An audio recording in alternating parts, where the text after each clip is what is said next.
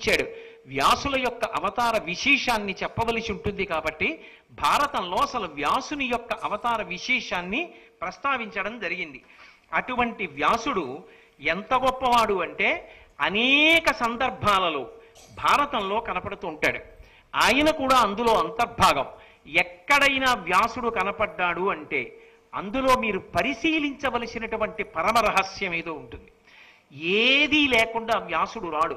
వ్యాసుడు కనపడ్డాడు భారతంలో అంటే మీరు చాలా జాగ్రత్తగా దాన్ని ఎంతో అధ్యవసాయంతో కూడుకున్నటువంటి బుద్ధితో పరిశీలనం చెయ్యాలి.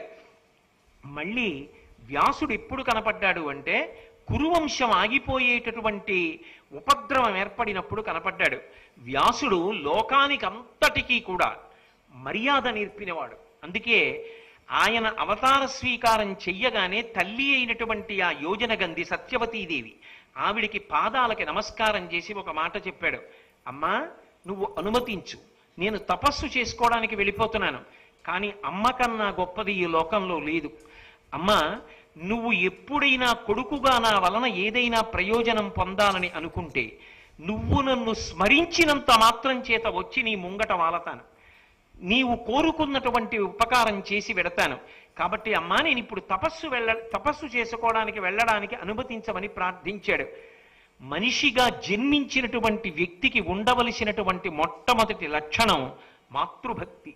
ఎందుచేత అంటే 9 మాసములు అమ్మ అంత ఓర్పుతో లోపల పిండాన్ని భరించి ఉండకపోతే ప్రసవమైనప్పుడు తాను బ్రతుకుతుందో బ్రతకదో తెలియదు. అయినా తాను మరణించినా పర్వాలేదు, తనని కట్టుకున్నవాడు తండ్రి కావాలని, తాను మాతృత్వాన్ని పొందాలని మూర్ఛి సదృశమైనటువంటి వేదనని అనుభవించి నెత్తురు పోగొట్టుకొని అంత క్లేశపడి బిడ్డకి జన్మనిస్తోంది. జన్మనిచ్చినటువంటి తల్లి కట్టుకున్న భర్తకైనా ఆకలేస్తోందంటే వండి పెడుతుందేమో, కానీ బిడ్డడు క్యారమని ఏడిస్తే మాత్రం తన నెత్తుర్ని పాలగా మార్చి అందిస్తోంది. అటువంటి తల్లి రుణాన్ని తీర్చుకోగలిగిన వాడు లోకంలో ఎక్కడుంటాడు? తండ్రి రుణాన్ని తీర్చుకోవచ్చు. సౌత్రామణి అని ఒక యాగం ఉంది, అది చేస్తే పితృరుణం తీరుతుంది.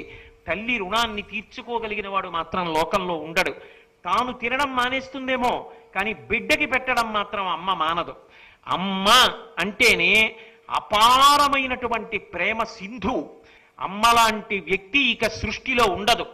సౌందర్య లహరి అన్నారు శంకరాచార్యుల వారు. అమ్మ అంటేనే సౌందర్యం. 80 ఏళ్ళు రానివ్వండి, 90 ఏళ్ళు రానివ్వండి, అమ్మలాంటి వ్యక్తి సృష్టిలో ఉండదు. ఆఖరి క్షణంలో కూడా బిడ్డడి యొక్క ప్రేమని మాత్రమే కోరుతుంది. అందుకే ఒక ముతక కథ ఒకటి తల్లి ప్రేమకి నిదర్శనంగా చెప్తారు. ఎవరో ఒక విలయాలు మీ అమ్మ గుండె కోసి పట్టుకురా, నువ్వు కోరుకున్న సుఖాన్ని ఇస్తానంది. ఆమె మీద ఉన్న క్రోధం చేత కొడుకు ఆమె యొక్క పొందు సుఖం కోసమని తల్లి నిద్రపోతూ ఉంటే గుండె కోసి అమ్మ గుండె పట్టుకుని పరిగెడుతున్నాడు ఆమె దగ్గరికి. గడప తన్నుకు పడిపోయాడు. ఆఖరణ లబ్ డబ్ అంటూ ఆగిపోతూ పడిపోయినటువంటి అమ్మ గుండె, నాన్న దెబ్బ తగిలిందా అని అడిగి ఆగిపోయింది. జరిగిందా జరగలేదా వదిలేయండి, అమ్మా అన్న మాట అంత గొప్పది. కానీ లోకంలో ఏ బిడ్డని కన్న తల్లికి ఆ బిడ్డ మీదే ప్రేమ ఉండొచ్చు. ఈ లోకములను కన్న జగన్మాతకి తన బిడ్డల మీద ఎంత ప్రేమ ఉంటుంది? ఆ అమ్మ బిడ్డలం మనం అందరం అనుకున్నాడు. మనం అందరం ఎంత ప్రేమతో బ్రతకవలసి ఉంటుంది. ప్రేమతో బ్రతకడానికి సిద్ధాంతం ఎక్కడిది? ప్రేమగా ఎలా ఉండగలరు? మనందరం ఆ తల్లిదండ్రుల బిడ్డలం. మాతాచ పార్వతీదేవి పితాదేవో మహేశ్వర బాంధవా శివభక్తాశ్చ స్వదేశో భువనత్రయం. భగవాన్ రమణులంతటి వారు తల్లికి ఆఖరణ గుండె ఆగిపోయే వరకు గుండెల మీద చెయ్యి పెట్టి కోట్ల జన్మలలో పొందవలసినటువంటి సంస్కారములను పునర్జన్మలను అనుభవింపచేసి మోక్షం ఇచ్చి మాతృభూతేశ్వరాలయం కట్టారు శంకరాచార్యుల వారంతటి వారు. ఆఖరణ బయలుదేరి వచ్చి తల్లికి అంత్యేష్టి సంస్కారం చేశారు. చంద్రశేఖరేంద్ర సరస్వతి మహాస్వామంతటి మహానుభావుడు అవతార పరిసమాప్తి చేసే ముందు తల్లిగారి చిత్తరువు వంక చూసి, అమ్మా జన్మనిచ్చి ఈ శరీరాన్ని ఇచ్చావు, ఇక మళ్ళీ పుట్టవలసిన అవసరం లేని జ్ఞానాన్ని కలవైలో గురువు గారు ఇచ్చారని అమ్మ చిత్రపటానికి నమస్కరించి కలవై వంక తిరిగి గురువు గారికి నమస్కరించి అవతార పరిసమాప్తి చేశారు. లోకంలో అమ్మ అమ్మే. అమ్మకి నమస్కరించడం మొట్టమొదట నేర్చుకో. వ్యాస భగవానుడు ఈ జాతికంతటికీ నేర్పిన మొదటి పాఠం ఏది అంటే, అవతార స్వీకారం చెయ్యగానే తల్లి అయిన సత్యవతీదేవి పాదములకు ప్రణమిల్లి, అమ్మా నా అవసరం ఇప్పుడు పడినా స్మరించు, నీ సేవకి సిద్ధంగా ఉంటానమ్మా అని మాట ఇచ్చి వెళ్ళిపోయాడు. ఆ తర్వాత సత్యవతీదేవి శంతన మహారాజు గారిని వివాహం చేసుకుంది. చిత్రాంగదుడు విచిత్రవీర్యుడు అని 2 కుమారులు పుట్టారు. చిత్రాంగదుడికి పట్టాభిషేకం చేశారు. అదే పేరు కలిగినటువంటి గంధర్వరాజు ఒకడు చిత్రాంగదుడికి కనపడితే, ఈ పేరు కలిగిన వాడు నువ్వైనా ఉండాలి, నేనైనా ఉండాలని యుద్ధానికి వెళ్ళాడు. ఎందుకు అహంకారం? ఏమవుతుందా పేరున్నవాడు ఇంకోడు ఉంటే? యుద్ధానికి వెళ్ళాడు. ఆ గంధర్వుడి చేతిలో మడిచిపోయాడు. మిగిలిన వాడు విచిత్రవీర్యుడు. అయ్య బాబోయ్, కురువంశం ఎక్కడ ఆగిపోతుందో అని భయపడినటువంటి భీష్మాచార్యుల వారు అంబాలికని తీసుకొచ్చి విచిత్రవీర్యుడికిచ్చి వివాహం చేశారు. ఆ విచిత్రవీర్యుడు భోగముల యందు అసలు తనివి తీరకుండా అనుభవించి సంతానాన్ని పొందకుండానే మరణించాడు. ఉన్న భీష్మాచార్యుల వారు ప్రతిజ్ఞ చేశాడు తండ్రి కోసం, నేను వివాహం చేసుకోను, సంతానాన్ని పొందను అని ప్రతిజ్ఞ చేశాడు. ఇప్పుడు ఒక పెద్ద పీట ముడిపడిపోయింది. కురువంశం ఆగిపోయింది, భరతవంశం లేదు. ఎందుకంటే ఆ శంతన మహారాజు గారికి పుట్టినటువంటి 2 కుమారులలో చిత్రాంగదుడు మరణించాడు, విచిత్రవీర్యుడు మరణించాడు. విచిత్రవీర్యుని యొక్క భార్యలు అంబాలిక ఉన్నారు, కానీ భర్తలు లేరు. భీష్ముడు పెళ్లి చేసుకోడు కాబట్టి సంతానాన్ని పొందడు. ఇప్పుడు ఆ భరతవంశంలో సింహాసనం మీద కూర్చోడానికి ఉత్తరాధికారి ఏడి? అసలు ఆ వంశం ఎలా కొనసాగుతుంది? ఇక వంశం నిలబడదు, వంశం అయిపోయింది. ఇటువంటి క్లిష్టమైన సన్నివేశంలో తల్లి సత్యవతీదేవి భీష్మాచార్యుల వారిని అడిగింది. శంతన మహారాజు కుమారుడేగా, అందుకని ఆమెకి కుమారుడే కాబట్టి, కుమారా, ఇంత క్లిష్టమైన సన్నివేశం ఏర్పడింది కాబట్టి నువ్వు వివాహం చేసుకో, నీ ప్రతిజ్ఞని ఉపసంహారం చెయ్యి, భరతవంశాన్ని ఉద్ధరించమని అడిగింది. అమ్మా, ఒకసారి ప్రతిజ్ఞ చెయ్యడం అంటే ప్రతిజ్ఞ చెయ్యడమే, ఇక మాట తప్పడం అన్న మాట ఉండదు. అమ్మా, నేను వివాహం చేసుకుని సంతానమును పొందలేను. ఈ క్లేశం నుంచి గట్టెక్కాలి అంటే ఈ యుగంలో ఒక ధర్మం ఉన్నది. కాలమునందు ధర్మము మారుతుంది. ఏకాదశి నాడు ఉపవాసం ధర్మం, ద్వాదశి నాడు ఎంత తొందరగా వీలైతే అంత తొందరగా సూర్యోదయం అయిపోయిన తరువాత ఆహారాన్ని తినేయడం ధర్మం. ఉపవాసాన్ని పాలన చెయ్యడం ద్వాదశి నాడు ధర్మం, ఉపవాసం చెయ్యడం ఏకాదశి నాడు ధర్మం. కాలంలో ధర్మం మారిందా మారలేదా? ఏకాదశి నాడు ఉన్న ధర్మం ద్వాదశి నాడు లేకుండా పోయిందా లేదా? పోతుంది. ధర్మం అన్ని వేళలా కాలంలో ఒకలా ఉండదు. ద్వాపర యుగంలో ఒక ధర్మం ఉంది, అది కలియుగంలో లేదు. ఈ మాట బాగా జ్ఞాపకం పెట్టుకోవాలి. కలియుగంలో లేదు ఆ ధర్మం. ఒక్క ద్వాపర యుగంలో మాత్రం ఒక ధర్మం ఉంది. ఏమిటి ఆ ధర్మం అంటే దేవరన్యాయము అని ఒక న్యాయం. దేవరన్యాయము అంటే సంతానమును పొందకుండానే భర్త శరీరాన్ని విడిచిపెడితే భర్త యొక్క అన్నదమ్ములలో ఎవరైనా ఆ మరణించినటువంటి సోదరుని భార్యకు సంతానమును అనుగ్రహించవచ్చు.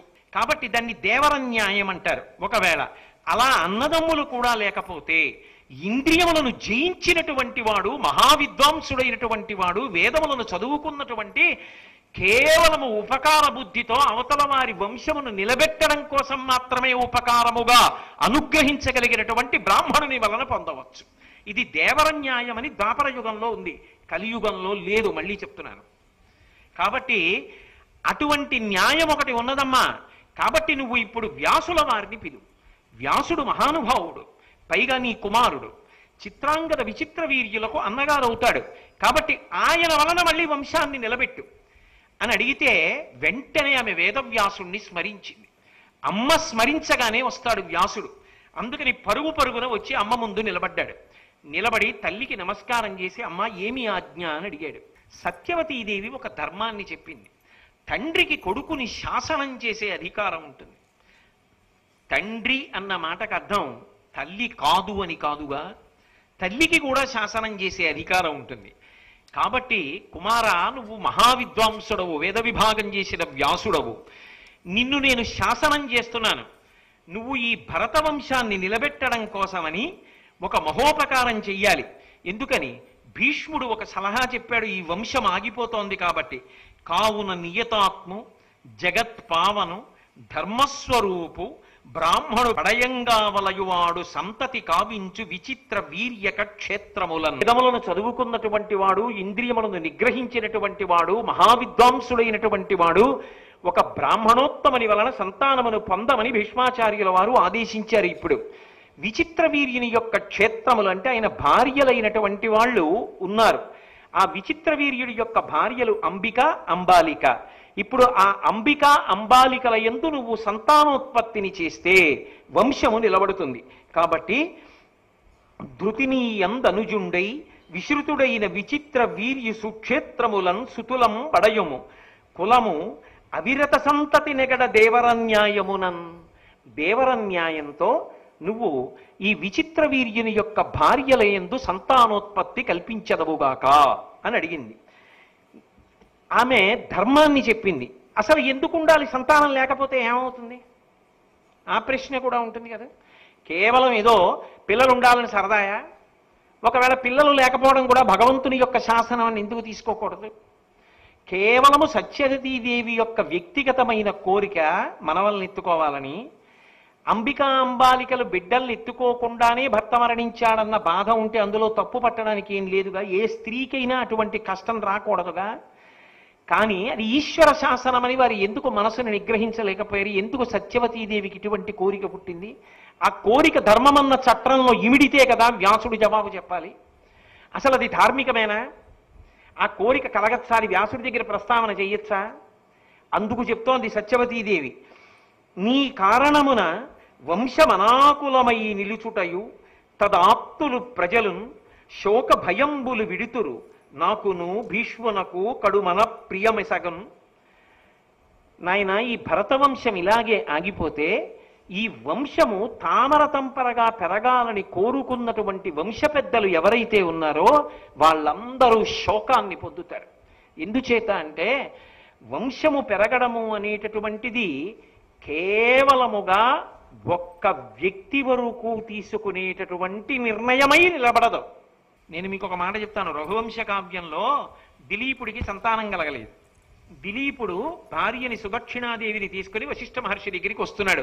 అయ్యా, ఇంతకాలం అయింది, సంతానం కలగలేదు, ఎంత భోగభాగ్యాలున్నా సరే ఏమిటి సంతోషం అంటే, దిలీపుడికి బిడ్డలు పుట్టలేదు కాబట్టి దిలీపుడు అడుగుతున్నాడా? బిడ్డలు పుట్టకపోతే అది కూడా భగవంతుని యొక్క శాసనం అని నిర్ణయం చేసుకుని సరిపెట్టుకోలేడా? అడగడం కనుకైనా ధర్మం ఉందా? వశిష్ఠుడి దగ్గరికి వచ్చి నాకు సంతానం కావాలని అడగడంలో కాళిదాస మహాకవి ఎంత గొప్పగా ప్రస్తావించాడంటే, వశిష్ఠుడి దగ్గరికి వచ్చాడు. గురువు తండ్రి కదూ. ఓ తండ్రి, నేను నీ కోడల్ని తీసుకుని వస్తున్నాను. అలాగే అంటారు, కొడుకుగానే భావిస్తారు. మా గురువు గారు ఎప్పుడైనా మాట్లాడుతుంటే ఒరే కోడలు ఎలా ఉందిరా అంటుంటారు. నేను ఆయనకి కొడుకు, గురువు గారికి శిష్యుడు కొడుకుతో సమానం అయినప్పుడు నా ధర్మపత్ని ఆయనకి ఏమవుతుంది? కోడలు అవుతుంది. అందుకే కోడలు ఏం చేస్తోందిరా అని అడుగుతుంటారు మా గురువు గారు. అలా వెళ్ళినటువంటి దిలీపుడు వశిష్ఠుడితో మాట్లాడుతూ అన్నాడు, తండ్రి, నేను నీ కోడలతో కలిసి వస్తున్నప్పుడు దూడలతో ఉండి పిల్లలతో ఉన్నటువంటి ఆవులను, జింకలను చూశాం. మీరు అనేక పాదులు పెట్టారు, చెట్లు వేశారు ఆశ్రమంలో. ఆ పాదులన్నీ కాయలు కాశాయి, ఆ చెట్లన్నీ పిందెలు వేశాయి. ఇవి చూసి నీ కోడలు చాలా బాధపడింది. ఎంత గొప్ప మాట! ఏ స్త్రీకి ఉండదు ఆ కోరిక బిడ్డల్ని ఎత్తుకోవాలని? ఎంత అందంగా మాట్లాడాడో చూడండి దిలీపుడు. తండ్రి, నేను పితృదేవతలను ఉద్దేశించి తద్దినం పెడుతున్నప్పుడు నేను చల్లటి నీళ్లే తర్పణ విడిచిపెడుతున్నా, అవి వేడెక్కుతున్నాయి. ఎందుకని అంటే నేను బాధతో నిట్టూరుస్తున్నాను. ఆ నీళ్లు అందుకుంటున్నటువంటి పితృదేవతలు నిట్టూరుస్తున్నారు. ఎందుకు నిట్టూర్పులు విడిచిపెడుతున్నారంటే, నీకు పుత్ర సంతానం కలగలేదు కదా, నువ్వు ఇస్తున్నటువంటి తర్పణే ఆఖరి తర్పణ. ఇక నీ తర్వాత మన వంశంలో తర్పణ ఇచ్చేవాడు ఉండడా, తద్దినం పెట్టేవాడు ఉండడా అని వారు చాలా బాధగా నిట్టూర్పు విడుస్తూ నీరు పుచ్చుకుంటుంటే నేను చల్లటి నీరు ఇచ్చినా వేడెక్కుతోంది. ఇప్పుడు సంతానం కలగడం అన్నది కేవలం తన కోసమా? ఒక సంప్రదాయం, ఒక వంశ గౌరవం నిలబడడం కోసమా? పితృదేవతలు ఉత్తీర్ణులవడం కోసమా? అందుకే సనాతన ధర్మంలో సంతానమును పొందడము, గృహస్థాశ్రమంలోకి ప్రవేశించడం అనేటటువంటిది ఒక పవిత్రమైన యజ్ఞము. ఆమె ధర్మపత్ని, అంతేగాని కామపత్ని కాదు. కనుక ఇప్పుడు సత్యవతీదేవి మాట్లాడుతున్నది కేవలము తనకి మనవలు పుట్టలేదని బాధపడుతోందా? ధర్మ సూక్ష్మం ఏమైనా ఉన్నదా అంటే, ఈ వంశం ఆగిపోతే వంశమునందున్న పెద్దలందరూ ఏడుస్తారు. ఈ వంశం ఆగిపోయింది ఇక్కడతో. వీళ్ళ తర్వాత ఇక పూజా మందిరంలో పూజ చేసేవాడు లేడు, ఇక ఆ సింహాసనం మీద కూర్చునే ఉత్తరాధికారి లేడు. వీళ్ళ తర్వాత ఆ ఇంట్లో ఉన్నవన్నీ వెళ్ళిపోతాయి, ఆ ఇంటి పేరు నిలబడదు. కాబట్టి ఈ వంశం ఆగకూడదు, పెద్దలు శోకించకూడదు, వంశము నిలబడాలి. అందుకడుగుతున్నాను దేవరన్యాయము చేత సంతానమును అనుగ్రహించమని. అంతేకాదు, ఇది కేవలముగా మా వంశమునకు మాత్రమే పరిమితమైన సమస్య కాదు, యావత్ భారతాన్ని ఏలుతోంది ఈ వంశము. ఏలుతున్నటువంటి వంశంలో ఇవాళ ఉత్తరాధికారి లేడు. లేకపోతే ఏమవుతుంది? రేపొద్దున్న సింహాసనం మీద కూర్చోడానికి రాజు లేడు. ఇవాళ కాకపోతే రేపైనా భీష్ముడు వెళ్ళిపోతాడుగా. ఎవరైనా సరే పుట్టినటువంటి వాడు వెళ్ళిపోవలసిందేగా. జాతస్య హి ధ్రువో మృత్యు. ఎంత స్వచ్ఛంద మరణం ఉన్నా భీష్ముడు కూడా ఎప్పుడప్పుడు శరీరాన్ని వదిలిపెట్టాలిగా. అప్పుడు సింహాసనం మీద కూర్చోడానికి వారసుడేడి? సింహాసనం శూన్యమైపోతుందిగా. అలా సింహాసనం శూన్యమైపోయి సరి అయిన ప్రభువు లేకపోతే రాజ్యమునందు అనేకమైనటువంటి విపత్తులు ఏర్పడతాయి. సామాజిక ప్రయోజనాన్ని స్పృశిస్తోంది ఆవిడంది, అవని అరాచకంబైన ఎప్పుడు ఆ భూప్రజ యందు సర్వధర్మములు తొలంగు, దేవ మునిముఖ్యులు వాయుదురు, ఓలి వృష్టి లేదవు, మరి అర్ఘవుల్ తరుగునందురు, కావున కలయాపనం అవితధవాక్య చేయక నయంబున రాజ్యము నిల్పుమిత్తరిన్. అలా సింహాసనం శూన్యంగా ఉండిపోయి దాని మీద రాజు కూర్చుని పరిపాలన చెయ్యకపోతే అరాచకమైపోయిందని ఎవరిష్టం వచ్చినట్టు వాళ్ళు ప్రవర్తిస్తారు. లోకంలో ధర్మం అన్న మాట ఉండదు. ధర్మము లుప్తమైపోతే శాంతి అన్న మాట ఉండదు. ప్రభువుకి భయపడి ధర్మాన్ని పట్టుకున్నంతసేపే బలహీనుడు కూడా శాంతియుతంగా ఉంటాడు. ప్రభువు పట్ల భయం లేదనుకోండి, వెంటనే రకరకాలైనటువంటి కుటిల మనస్తత్వం ఉన్న వాళ్ళు చెలరేగిపోయినప్పుడు ధర్మాత్ములు బలహీనులు బాధపడతారు. అప్పుడు ప్రభుత్వం ఉండి లేనిదైపోతుంది. ప్రభుత్వం లేకపోతే, సింహాసనం మీద వారసుడు లేకపోతే, రాజు లేకపోతే ధర్మము నశించి శాంతి నశిస్తుంది. ఇది రాజ్యమునందు సామాజిక ప్రయోజనం. అందుకని ఉత్తరాధికారి కావాలి. ఇప్పుడు చెప్పండి, కేవలము కామము కొరకో, కేవలము తన కొరకో సత్యవతీదేవి అడగట్లేదు, విశాల ప్రయోజనము కొరకు అడుగుతోంది. అందుకు అంగీకరిస్తున్నారు అంబిక అంబాలిక తప్ప దాన్ని ఏదో హ్రస్వదృష్టితో సంకుచిత దృష్టితో వ్యాఖ్యానం చెయ్యవలసిన విషయాలు కావు. అంత విశాల ప్రయోజనాన్ని అంత దుఃఖంలో ఉండి కూడా ఆలోచించగలిగినటువంటి మహోత్తములైనటువంటి స్త్రీమూర్తులు జన్మించిన గడ్డ ఈ గడ్డ అని మనం గౌరవించాలి. కాబట్టి ధర్మములు పోతాయి.